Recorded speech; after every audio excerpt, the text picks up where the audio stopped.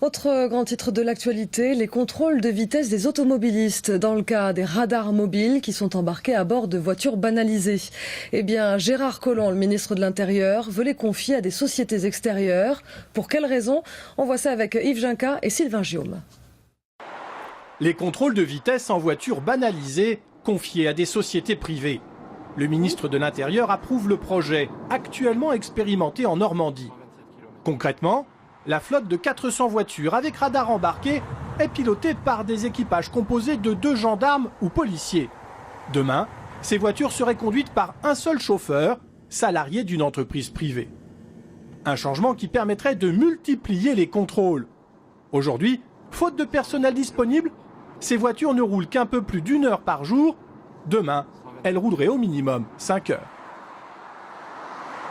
Avoir des policiers qui font marcher des radars mobiles 1 heure par jour, ça ne sert à rien. Il faut que la dissuasion soit crédible et la seule façon d'avoir cette crédibilité, c'est d'avoir de très nombreuses personnes qui font de très nombreuses heures de contrôle sur un très grand nombre de véhicules.